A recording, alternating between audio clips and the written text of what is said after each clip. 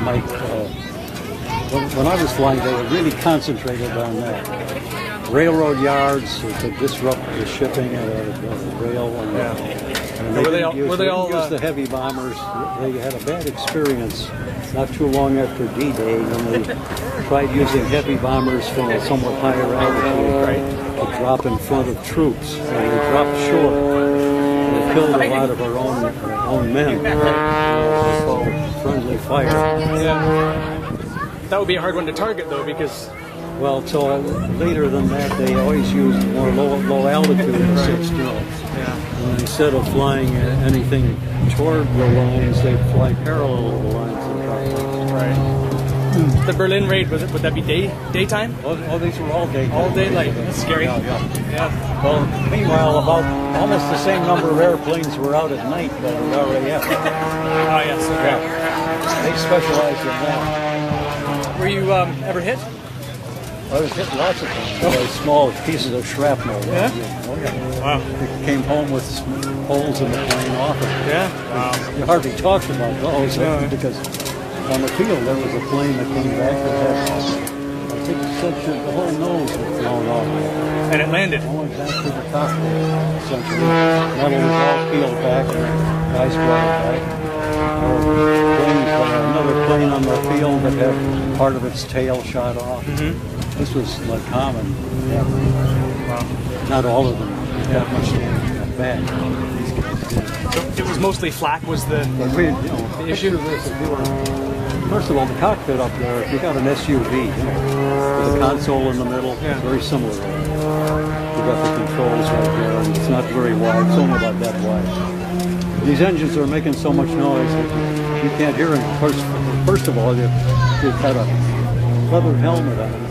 When you're on the bomb run, too, you're wearing a steel helmet and a flex jacket. Yeah. Those big pieces of armor plate behind you, and the glass in the windows is that thick. And there's other pieces of armor in the cockpit strategically placed. Right. So you're like a knight in armor. Yeah. Out ahead of you,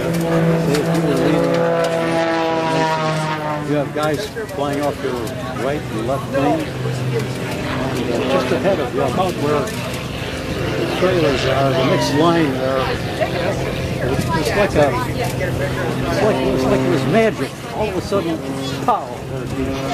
6 bursts of flak show up.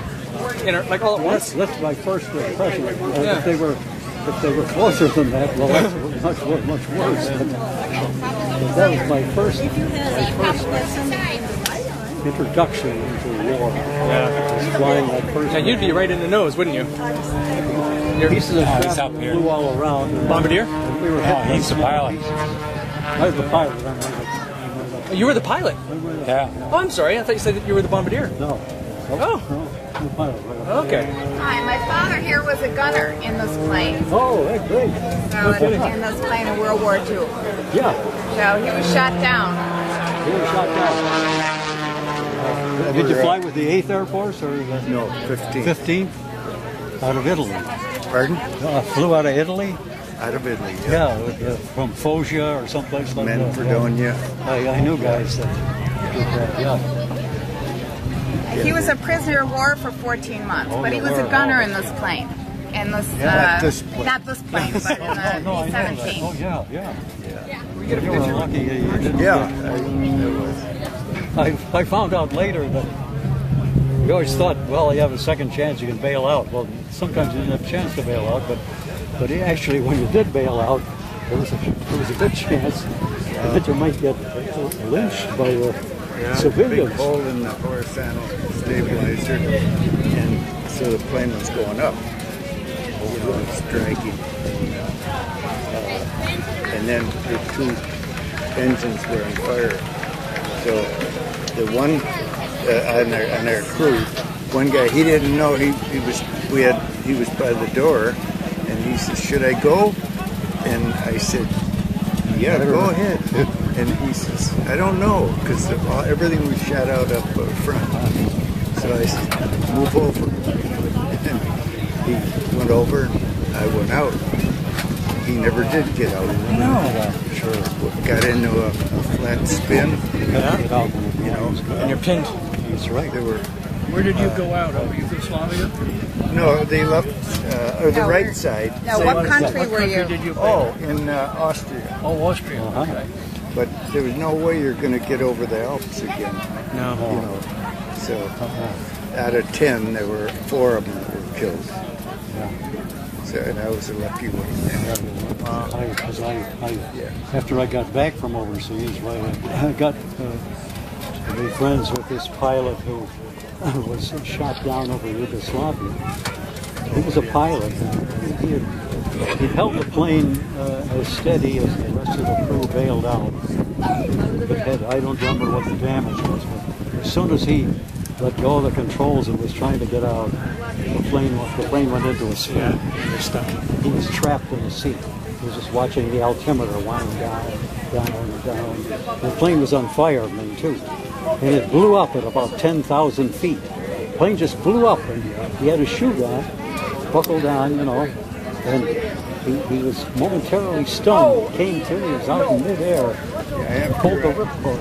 I was out, I didn't see the plane at all. You know, and when I got down lower, then the Germans, they had like a Piper Cub or something, and they circled around you, and then they radioed to the ground that you were going to let at that spot.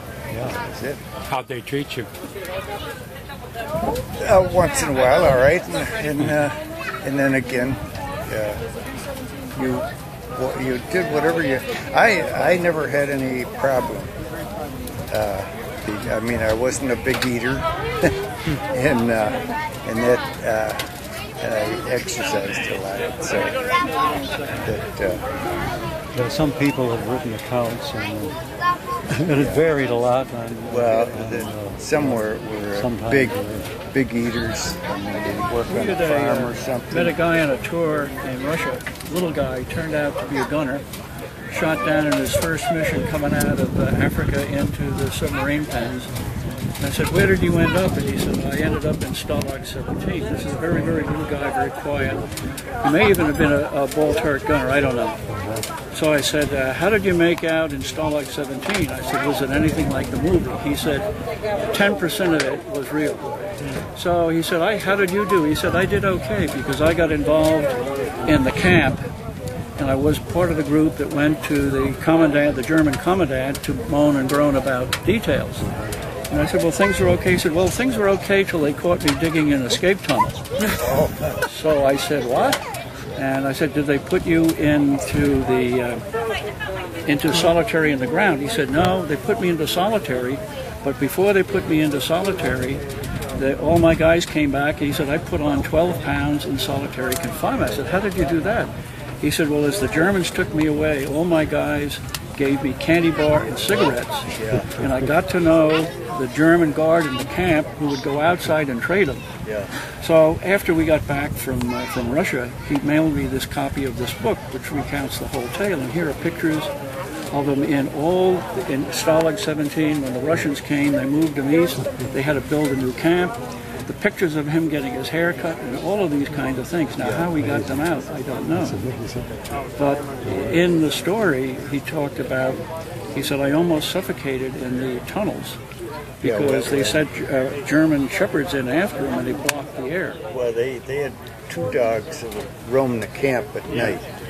One, a little terrier, and what they call, we call them a police dog. Over there, they're black. And they're at night where they would walk around any windows that weren't shut down. They would catch you. You know. What Stalag did you end up in? 4. So I'm glad you made it back. Yeah. I'm glad I did.